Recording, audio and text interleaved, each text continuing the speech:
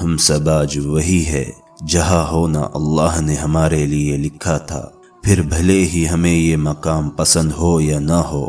بس ہمیں یہ یقین رکھنا ہے کہ پہلی سانس سے لے کر اس سانس تک سب کچھ اللہ کی رضا سے ہوا ہے، اور اس سب کے ہونے کے پیچھے بہت ساری مصلحتیں ہیں، جن میں سے کچھ اس آزمائش کے بعد ہم پہ کھول دی جائیں گی اور کچھ قیامت تک راز ہی رہیں گی۔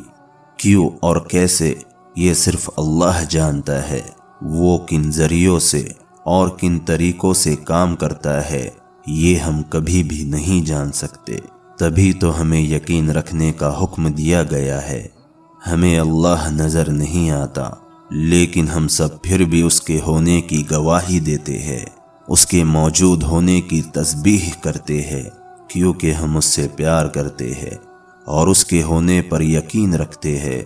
اور اس کے ہونے پر یقین رکھنے سے وہ ہمیں ہر جگہ نظر آنے لگتا ہے، اس کی موجودگی سچ میں نظر آنے لگتی ہے۔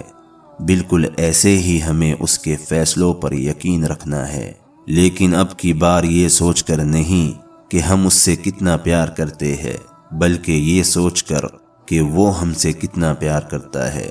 جب ہم یہ سوچ کر اس پہ یقین رکھنا شروع کر دیں گے تو وہ ہمارے یقین کو ہی ہماری حقیقت بنا دیں گا۔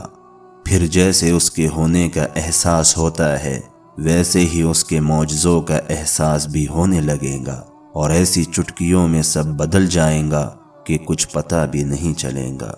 جب تم سمندر پہ چلنے جیسا یقین رکھو گے تبھی تو اللہ راستے بنائیں گا۔ یقین صرف من زبانی کہہ دینے سے نہیں ہوتا، جب تم کہتے ہو میں ایمان لایا تو پھر تمہیں اس ایمان پہ ہر ممکن طریقے سے آزمایا جاتا ہے،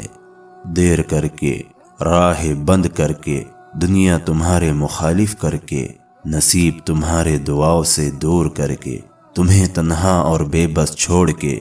تو تم بھولنا مت کہ تم نے جس رب پر یقین رکھنے کی گواہی دی ہے وہ عدل و انصاف کا بادشاہ ہے، وہ ہر ایک آنسو کا انصاف تمہیں دے دے گا، وہ ہر آزمائش، ہر تکلیف کا اجر تمہیں دے دے گا۔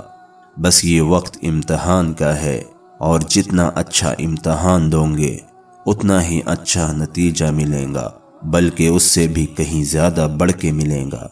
تمہیں اور کچھ نہیں کرنا، بس یقین کرنا ہے اور دیکھتے جانا ہے کہ کیسے تمہارا اللہ تمہارا کام بناتا جائے گا۔